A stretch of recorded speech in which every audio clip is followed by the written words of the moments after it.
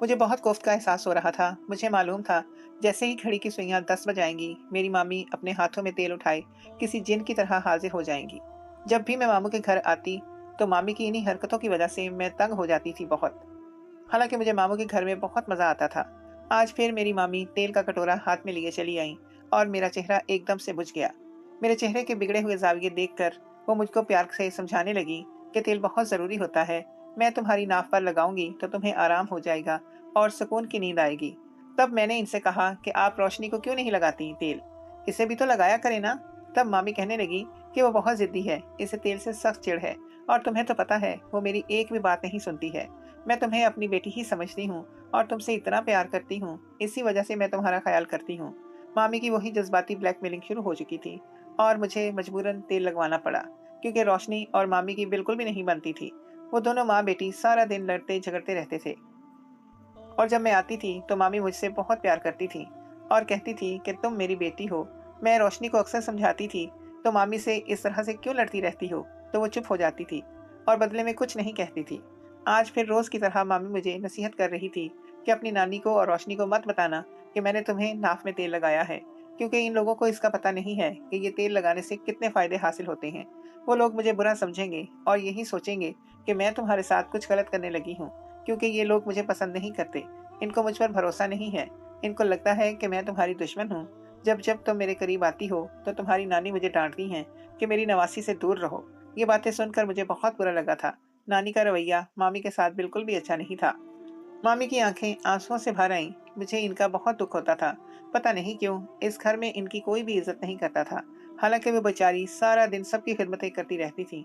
मैंने भी इस बात का जिक्र नानी से और रोशनी से कभी नहीं किया था, और ना ही घर जाकर अपने घर वालों को बताया था कि मामी मुझे नाक में तेल लगाती हैं। मामी मुझे कहती थी कि अगर तुम 90 दिन तक ये तेल लगाओगी तो तुम बिल्कुल सेहतमंद हो जाओगी और सारी जिंदगी तुम्हें कभी किसी किस्म की दर्द की शिकायत नहीं रहेगी। लेकिन तुम हमेशा छोटे से अरसे के लिए आती हो। इस बार मैं तुम्हें जाने नहीं दूंगी जब तक के 90 दिन पूरे नहीं हो जाते। लेकिन इस तेल लगाने की मामी इतनी फवायद बताती थी कि मैं भी मजबूरन तेल लगवा लेती थी। लेकिन तेल लगाने के बाद मैं फौरन लुढ़क जाती थी। शायद तेल का इतना असर होता था कि मैंने मामी से जब इस बात का जिक्र किया तो मामी ने यही कहा कि ये तेल लगाने के बाद सुकून की नींद आती है और जिस्म को भी राहत मिलती है। मगर एक बात मैंने नोट की थी कि मेरे जिस्म को राहत तो नहीं मिलती थी। मैं जब भी उठती थी तो मेरा बदन थकन से चूर होता था। मेरा अंग अंग दर्द कर रहा होता था। लेकिन मामी इस बात को मेरा वहम करा देती थी। अक्सर तो ऐसा होता था कि मैं उठ भी नहीं पाती थी। मेरे पैर बिल्कुल बेजान होते थे और सुबह उठते ही मामी मुझे कहती थी कि तुम नहा के आओ और फिर नाश्ता वगैरह करना। इनकी ये बात मुझे बहुत अजीब लगती थी। हालांकि रोशनी भी तो सुबह सुबह नहीं नहाती थी, तो फिर मैं क्यों इतनी सवेरे उठ के नहा लूं। मैं बहुत सुस्त किस्म की लड़की थी। इतनी सवेरे नहाने का नाम सुनकर ही मुझे मौत पड़ती थी। लेकिन ममानी की बात को मैं टाल भी तो नहीं सकती थी। अब सर्दी भी काफी बढ़ने लगी थी। मामी के इसरार पर जब मैं नहाकर निकली तो नानी ने हैरत से मेरी तरफ देखा और कहने लगी, क्या जरूरत थी तुम्हें इतनी सुबह सुबह नहाने की। देख नहीं रही हो कितनी सर्दी पड़ने लग गई है, बीमार हो जाओगी, फिर तुम्हारी माँ तुम्हें जल्दी वापस बुला लेगी। और नानी मुझे गौर और फिक्र से देखने लगी, और नानी का कहना था कि मेरे चेहरे पर जर्दी घुल रही है। मैं बिल्कुल कमजोर और निढाल लग रही हूँ। कहीं न कहीं मुझे भी इनकी बात सच्ची लग रही थी। जब आईने में मैंने अपना चेहरा देखा तो मैंने देखा वाकई मैं बहुत कमजोर लग रही थी। मेरा चेहरा पीला पड़ रहा था। ना मुझे खाना पीना अच्छा लगता था। मेरे मैदे में अजीब बोझ था। मेरा सारा जिस्म थकन और दर्द से टूट रहा था। हालांकि मैं जब भी अपने घर में होती थी मैं बिल्कुल फ्रेश होती थी। मेरे साथ इस तरह का कोई मसला नहीं होता था। जैसे ही मामू के घर में आती थी तो मेरे साथ यही मसाइल शुरू हो जाते थे। मैंने पहले भी नोट किया था। अब ये बात मुझे बहुत परेशान कर रही थी। मुझे डर लग रहा था कहीं इस तेल में कुछ ऐसा तो नहीं। लेकिन ये सोचकर मैं खुद से ही शर्मिंदा हो गई, क्योंकि मैं जानती थी कि मामी मुझसे बहुत प्यार करती हैं। भला वो मेरे साथ ऐसा क्यों करेंगी। वो मुझे अपनी बेटी ही समझती हैं। लेकिन अचानक ही मुझे सब घर वालों का रवैया याद आया जो मामी के साथ इनका होता था। तब मैं ये सोचने लगी, नानी तो बहुत अच्छी औरत है और वो खामखा किसी से लड़ती नहीं ना झगड़ती हैं। फिर मामी के साथ वो क्यों नाराज रहती थी। और रोशनी तो उनकी अपनी बेटी थी, और वो अपनी माँ से इस कदर नाला क्यों रहती थी। हो ना हो जरूर कुछ गड़बड़ है, वरना रोशनी और नानी तो बहुत खुश मिजाज हैं। इसका मतलब दाल में कुछ काला था। मामी और रोशनी और नानी के बीच इस किस्म के ताल्लुकात इस बात की तरफ इशारा कर रहे थे कि मामी ही की कोई गलती होगी जिसकी वजह से ये लोग इसके साथ इस तरह का रवैया रखते थे। क्योंकि एक जगह सारे लोग तो गलत नहीं हो सकते थे, सिर्फ मामी और उनका बेटा सारा दिन सर जोड़कर बातें करते रहते थे। इन दोनों की आपस में बहुत बनती थी। नानी भी मुझे हर वक्त बोलती रहती थी कि अपनी मामी से दूर दूर रहा करो। शुरू में तो मुझे ये सब जालिम लग रहे थे, जो अकेली मामी के साथ इस किस्म का रवैया रख रहे थे। लेकिन आज न जाने क्यों मेरे दिमाग में कुछ खटक रहा था और मुझे कहीं न कहीं कुछ गलत होने का एहसास हो रहा था। आज फिर मेरी नज़र घड़ी पर गई। जैसे ही घड़ी ने 10 बजाया तो मैं खौफज़दा हो गई। मेरी गिरती हुई सेहत मुझे तनबीह कर रही थी कि मैं मामी पर भरोसा ना करूं और बाकी सब की तरह मैं अभी भी इनसे दूर ही रहा करूं, वरना वो मुझे चलने फिरने के लायक भी नहीं छोड़ेंगी। आज मामी जैसे ही मेरे पास आई तो मैंने इनसे कहा कि आप फिक्र ना करें, मैं खुद ही तेल लगा लूंगी, अभी मुझे वॉशरूम जाना है। मामी ने कहा, तुम नहीं लगाओगी, भूल जाओगी, मैं यहाँ इंतजार कर रही हूँ। मैंने इनसे कहा कि मुझे वॉशरूम में टाइम लग जाएगा। आप तो जानती हैं, पहले मैंने कभी आपकी बात टाली है कोई, जो आज टालूंगी। आप बेफिक्र हो जाएं, मैं तेल लगा लूंगी। मैं बहाना करके वॉशरूम के अंदर आ गई और इंतजार करने लगी कि कब मामी कमरे से बाहर जाएंगी। जब मुझे कमरे का दरवाज़ा खुलने की आवाज़ आई तो मैं फ़ौरन बाहर आ गई। फ़ौरन से तेल का कटोरा वॉशरूम में बहा दिया और एकदम से सोती बन गई। 20 मिनट बाद मेरे कमरे का दरवाज़ा खोला गया था और कोई अंदर दाखिल हुआ। वो मामी ही थी और मुझे आवाज़ें दे रही थी कि तानिया, तुम जाग रही हो या सो रही हो। लेकिन जब मैंने कोई जवाब नहीं दिया और शायद उन्होंने तेल का कटोरा खाली देखकर समझ लिया था कि मैंने तेल लगा लिया है, और वो वापस चली गई। और कुछ देर बाद जो मुझे महसूस हुआ, कोई मेरे कदमों से ज़मीन खींच कर ले गया। मामी अपने बेटे के साथ कमरे के अंदर आई और जवान के बेटे ने मेरे साथ किया। मैंने बचपन से शहर के माहौल में परवरिश पाई थी, जहाँ का पढ़ा लिखा और साफ सुथरा माहौल मुझे पसंद तो था, लेकिन मेरा गांव में ज़्यादा दिल लगता था। शायद इसकी वजह ये थी कि मेरे छोटे बहन भाई नहीं थे कोई भी। मैं अपने माँ बाप की इकलौती बेटी थी। मुझे भी अपने साथ खेलने बातें करने वाला कोई चाहिए था, जो कि नहीं था। मेरे अब्बू का भी कोई बहन भाई नहीं था कि इनके बच्चों के साथ में दिल बहला लेती, जबकि अम्मी का एक भाई था जो कि गांव में रहता था। मामू के 2 बच्चे थे, एक बेटी थी और एक बेटा था। मामू की बेटी रोशनी के साथ बहुत ज़्यादा बनती थी, नानों के साथ भी खूब दोस्ती थी। मामू भी बहुत प्यार करते थे और मामी तो थी ही अलग किस्म का प्यार जताने वाली। मामी से बिल्कुल मुझे मेरी माँ जैसा प्यार ही मिलता था। मैं अपनी सारी छुट्टियाँ तकरीबन गाँव में ही गुजारती थी, क्योंकि मेरा वहाँ पर बहुत दिल लगता था। हम बहुत ज़्यादा मज़े किया करते थे। मगर एक बात मैं शिद्दत से नोट किया करती थी कि मामी के साथ किसी का रवैया भी इतना अच्छा नहीं है और मामू का बेटा भी अजीब ही नज़रों से मुझे देखता था। मामी के साथ इनके बेटे के अलावा किसी की नहीं बनती थी। मामी सारा दिन सर झुकाए सबकी खिदमतें करती रहती थी, मगर फिर भी इन्हें कोई पसंद नहीं करता था। मैं ये सब देखकर हैरान होती थी। जैसे जैसे मैं बड़ी होती गई, मैं इन तमाम बातों को और भी शिद्दत से नोट करने लगी थी कि मामी के साथ जुल्म होता है, इसलिए मैं इनका बहुत ख्याल रखती थी। फिर मैंने एक बात और महसूस करना शुरू की कि नानों का रवैया सबके साथ बहुत ही अच्छा और मुखलिसाना था, लेकिन मामी के साथ ही इनका रवैया सख्त होता था, जबकि नानो एक जिंदा दिल और हंसमुख खातून थी। अब मुझे दाल में कुछ कुछ काला नजर आने लगा। इन तमाम बातों के दरमियान एक और हैरत की बात यह थी कि मामी की अपनी बेटी भी इनसे दूर दूर रहा करती थी और रानो भी मुझे मामी से दूर रहने के लिए कहती थी। मामी का प्यार देखकर हर बार मरवत में मैं खामोश हो जाती थी और अब तो मैं बिल्कुल ही कमज़ोर होती जा रही थी, क्योंकि मुझे यहाँ पर आए हुए 2 माह से ज़्यादा वक्त हो गया था। मेरा रंग बिल्कुल जर्द हो चुका था और मेरे जिस्म में भी नकाहत उतर आई थी। ऐसा लगता था जैसे मैं सदियों से बीमार हूँ और नाना भी मेरी तरफ देखकर चौंक सी जाती थी। मामी की हर रोज़ मुझे बहाने मामी हर रोज़ मुझे नहाने का कहती थी, जबकि अब सर्दी बढ़ने लगी थी। सुबह सुबह नहाने पर मुझे नानों से अक्सर औकात डांट पड़ जाया करती थी, मगर मामी का कहा मैं टाल नहीं सकती थी। और फिर एक रात वो मेरी नाक में तेल लगाने के लिए आई तो मुझे इसी तेल पर शक हुआ कि ज़रूर वो इसी तेल में कुछ मिलाती हैं। मेरी ख़राब सेहत की वजह सिर्फ और सिर्फ वही तेल है जो मामी मेरी नाक में लगाया करती थी। अब मेरा शक यकीन में बदल गया था।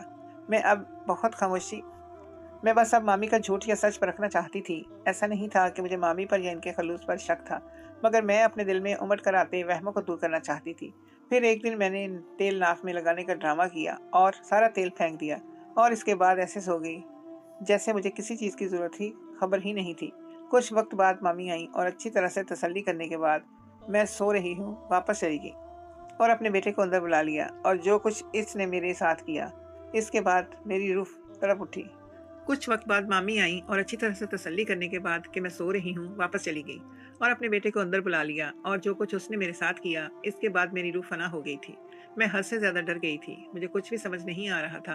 मुझ में हाथ हिलाने की भी हिम्मत नहीं थी और मुझे डर भी लग रहा था कि अगर मैं जाग गई तो न जाने मेरे साथ क्या सलूक करेंगी। वो चीज़ जो मामी का बेटा हाथ में पकड़े मुझे छू रहा था, उसने जैसे मेरे पैरों के नीचे से ज़मीन ही निकाल दी थी। मैं चुपचाप पड़ी रही और उन्होंने जो कार्रवाई मेरे साथ की, इसे होने दिया। अपना काम मुकम्मल करने के बाद मामी और उसका बेटा वहां से चले गए थे, जबकि मुझ पर एक कयामत आकर गुजर गई थी। आंसू मेरी आंखों से रवां थे, जो कोई किसी भी सूरत रुक नहीं रहे थे। इतनी मोहब्बत करने वाली मामी मुझे इतना घिनौना रूप दिखा गई कि मैं दंग रह गई थी। मैं जिसने मोहब्बतों में ही परवरिश पाई थी, ऐसी नफरत को बर्दाश्त नहीं कर पा रही थी। ऐसा लग रहा था जैसे कोई कुंद छुरी से मुझे बार बार ज़िबा कर रहा हो, और मैं बिल्कुल बेबस हो चुकी हूँ। मेरी पूरी रात रोते हुए गुजर गई थी, क्योंकि आज जो कुछ मेरे साथ हुआ था, मैं इसे पूरी ज़िंदगी नहीं भुला सकती थी। मुझे उसका इस कदर अज़ियत और तकलीफ़ पहुँचाई गई थी कि इसका तसव्वुर करना भी मेरे लिए नामुमकिन था। वो मामी जिसने हमेशा मेरे लिए मेरी माँ का किरदार अदा किया था, उसी ने मुझे तोड़कर रख दिया था। अब ज़िंदगी में इस वक़्त खुद को हद से ज़्यादा बेबस और मजबूर समझ रही थी। मुझे जब भी किसी रिश्ते को दिल से अपनाया और इसकी कदर की, जबकि जवाब में सिर्फ़ आपको अज़ियत ही मिली हो, इस अज़ियत को लफ्ज़ों में बताना मुमकिन नहीं है। मैंने सोच लिया था कि सुबह ही नानू को सारी बात बताकर अपने अम्मी-अब्बू के पास वापस चली जाऊँगी। मगर सुबह होते ही एक और धमाका मेरी समातों को हिलाने के लिए मुंतज़िर था। इससे पहले कि मैं नानू को कुछ बताती, नानी के मुँह से निकले हुए अल्फ़ाज़ ने जैसे इससे पहले कि मैं नानू को कुछ बताती, नानी के मुँह से निकलने वाले अल्फ़ाज़ ने जैसे मुझे मुंजमद कर दिया था। मामूल के मुताबिक मैं सुबह उठी तो मेरा जिस्म दर्द से बेहाल था, और रात भर रोने की वजह से मेरा सर भी अलग से दुख रहा था। दिलो जान पर जैसे कोई मुर्दनी सी छाई हुई थी। हस्बे मामूल मुझे मामी ने नहाने के लिए कहा और मैं चुपचाप नहाने के लिए चली गई, क्योंकि जो कुछ उन्होंने रात मेरे साथ अपने बेटे से करवाया था, इसके बाद मैं जान चुकी थी कि मेरे लिए हर रोज़ नहाना कितना ज़रूरी होता था। मैं पागल मामी के बनावटी लहजे को अपने लिए मोहब्बत समझती रही, जबकि वो सब तो सिर्फ अपना मकसद पूरा करने के लिए ड्रामा कर रहे थे। मगर मैं नहीं जानती थी कि मामी ने मेरे साथ ये सब कुछ क्यों किया था, और जब तक मैं वो सब ना जान लेती, मुझे सुकून मिलने वाला नहीं था। मैं नहाने के बाद नानू के पास जा बैठी तो नानू ने मेरा चेहरा देखते हुए मुझे डांटना शुरू कर दिया और कहा कि मैं वापस चली जाऊं। वो नहीं चाहती कि वो सिमाब की तरह मुझे भी खो दें। और मैंने हैरत से इनकी तरफ देखा था और पूछा था, नानू सिमाब कौन है? जिस पर नानू ने मुझे कहा कि नहीं थी, तुम्हारे मामू की सबसे बड़ी बेटी, मेरे जिगर का टुकड़ा। इसके मुस्कुराने से मेरी सारी थकन उतर जाती थी। नानू अचानक ही बेतहाशा रोने लगी। मैं अपनी बात को भूलकर नानू को चुप करवाने लगी। तब नानू ने मजीद बोलना शुरू किया, और ये जो तुम्हारी मामी है, इसके दो चेहरे हैं। ये जैसे मीठी और अच्छी बनकर दिखाती है, वैसी है नहीं, बल्कि ये अंदर से बहुत ही जहरीली है। और मैं और तुम्हारा मामू सिर्फ और सिर्फ रोशनी और जैद की वजह से इसे बर्दाश्त कर रहे हैं। जैद को तो शायद इसने अपनी रवश पर चला लिया है, मगर हम रोशनी की जिंदगी बर्बाद नहीं करना चाहते। अगर हमने रोशनी की माँ को इस उम्र में घर से निकाल दिया, या तुम्हारे मामू ने इसे तलाक दे दी, तो फिर रोशनी की भी अच्छी जगह शादी ना हो सकेगी, क्योंकि सभी इसकी माँ की तलाक का सवाल उठाएंगे और वजह बताने की सूरत में इसे भी माँ जैसी करार दे देंगे। तो इसका रिश्ता अच्छी जगह नहीं हो पाएगा। नानी के बूढ़े लहजे में इस वक्त दुख और तकलीफ बोल रही थी। ये तो कोई और ही नानो महसूस हो रही थी। नानो फितरतन बहुत ही ज्यादा हंसमुख थी। कभी भी मैंने इन्हें किसी बात के लिए इस तरह से गमजदा नहीं देखा था। मगर अब इनके लहजे के साथ साथ इनके लफ्जों में भी गुन खुला हुआ था, जो मुझे बहुत ही शिद्दत से महसूस हो रहा था।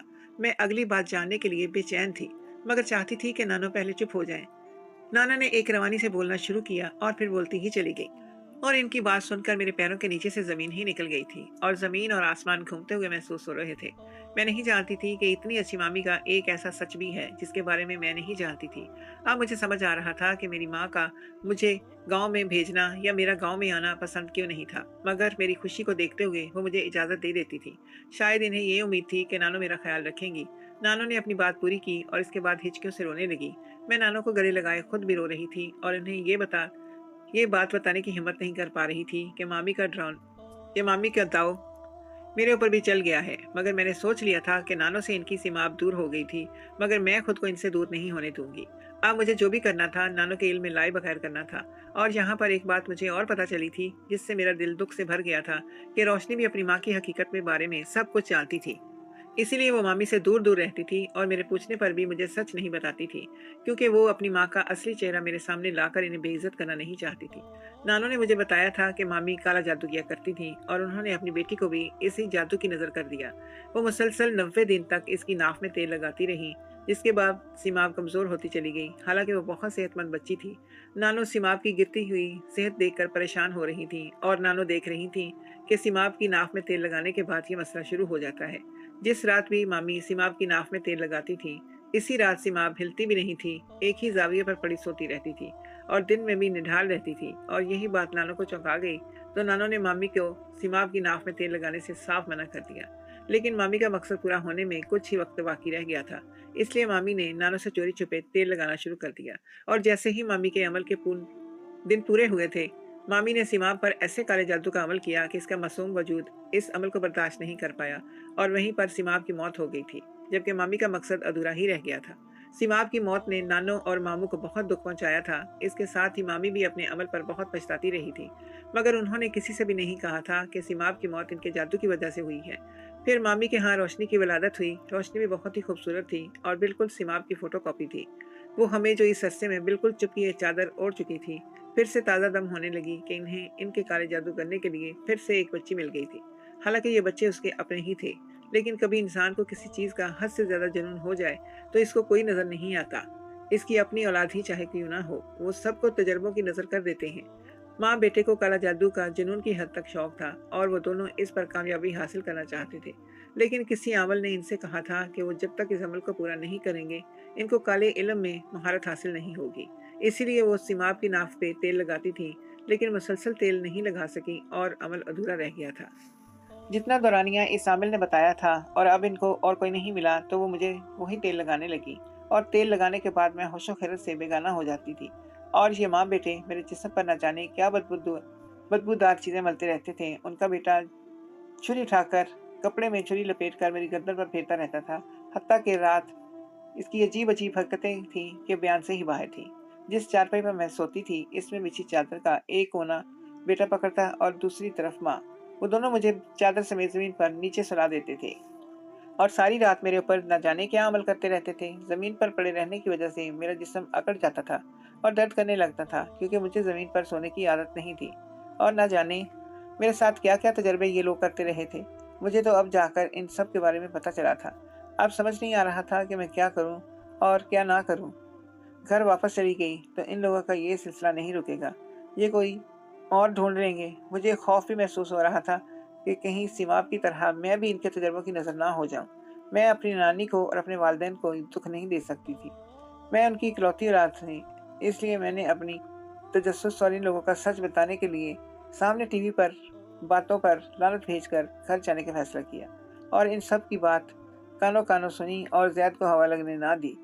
और वैसे भी वो दोनों आजकल अलग ही हवाओं में उड़ रहे थे। इनको लग रहा था कि वो अपना अमल इस बार पूरा करके ही दम लेंगे। मैं अपनी नानी को और अपने वालिदैन को ये दुख नहीं दे सकती थी। मैं इनकी इकलौती औलाद थी, इसलिए मैंने अपने तजस्सुस और इन लोगों का सच दुनिया के सामने लाने वाली बातों पर लानत भेजकर घर जाने का फैसला किया और इस बात की कानों कानों खबर मामी और जैद को हवा नहीं लगने दी। और वैसे भी वो दोनों आजकल अलग ही हवाओं में उड़ रहे थे। उनको लग रहा था कि वो अपना अमल इस बार पूरा करके ही दम लेंगे। मैंने रोशनी को भी तैयार कर लिया और वो भी मेरे साथ शहर जाने के लिए राजी हो गई। अचानक जब मामू हमें घर छोड़ने के लिए जाने को तैयार हुए तो मामी और जैद चौंक गए थे, मगर उनको ज्यादा कुछ बोलने का मौका नहीं मिला था, क्योंकि मामू के सामने वो ज्यादा बोलते नहीं थे, इनसे डरते थे। जब जाते जाते मैं ममानी के पास गई तब हौले से मैंने उनको कहा कि मैं सब कुछ जान गई हूँ कि आप मेरी नाफ में तेल क्यों लगाती थी। इस दिन मैंने महसूस किया कि तेल नहीं लगाती। मैंने आपसे झूठ बोला था और आपका और आपके बेटे का सारा सच मेरे सामने आ गया था और मुझे सिमाब की तरह सारी हकीकत पता चल चुकी थी। मैंने उसको इतना प्यार दिया, उसकी इतनी इज्जत की, और आप मेरे साथ इस किस्म की हरकतें करती फिर रही हैं। शुक्र है कि मैंने नानी और मामू को इस बारे में कुछ नहीं बताया था। और अगर आप आइंदा मुझसे उम्मीद मत रखिएगा कि मैं आपके कितने अच्छे तरीके से बात करूं। मैंने रोशनी को भी तैयार कर लिया, वो भी मेरे साथ शहर जाने के लिए राजी हो गई थी। अचानक जब मामू हमें छोड़ने जाने के लिए तैयार हुए तो मामी और जैद चौंक गए, क्योंकि उनको कुछ ज्यादा बोलने का मौका नहीं मिला था, क्योंकि मामू के सामने वो ज्यादा बोलते नहीं थे, उनसे डरते थे। जब जाते जाते मैं ममानी के पास गई तब हौले से मैंने इनको कहा कि मैं सब कुछ जान गई हूँ कि आप मेरी नाफ में तेल क्यों लगाती थी। इस दिन मैंने तेल नहीं लगाया था, मैंने आपसे झूठ बोला था और आपका और आपके बेटे का सारा सच मेरे सामने आ गया था और मुझे सीमाब की भी सारी हकीकत पता चल चुकी है। मैंने आपको इतना प्यार दिया, आपकी इतनी इज्जत की, और आप मेरे साथ इस किस्म की हरकतें करती रहीं। शुक्र करें कि मैंने नानी और मामू को इस बारे में कुछ नहीं बताया। अगर आप आइंदा मुझसे उम्मीद मत रखिएगा अब कि मैं आपसे अच्छे तरीके से बात करूंगी। अब मुझे समझ में आया कि नानी और रोशनी को आपसे इतने इतने दूर रहते ही देखा और इसके घर वाले सब क्यों आपसे बात नहीं करते। आप इसी लायक हैं। शहर जाकर मैंने रोशनी को भी सारी हकीकत बता दी थी। रोशनी जो पहले ही माँ की करतूत की वजह से बहुत परेशान थी, अब मेरे सामने शर्मिंदा हो गई थी। उसने कहा था कि मेरी माँ और मेरे भाई का कोई इलाज नहीं है जब तक वो खुद कोई सबक ना सीखें। इनको इनके हाल पर छोड़ दिया जाए। रोशनी ने मेरे इसरार पर शहर में ही कॉलेज में एडमिशन लिया। अब हम लोग एक साथ कॉलेज पढ़ते हैं और मेरे मामू और नानी भी रोशनी की तरफ से बेफिक्र हो चुके हैं। मेरी अम्मी ने ही अपने जानने वालों में रोशनी का रिश्ता तय कर दिया और रोशनी की बहुत अच्छी जगह शादी हो गई। रोशनी अपने घर में बहुत खुश है। मामी और जैद इसामल के हाथों बेवकूफ़ बनते ही जा रहे हैं।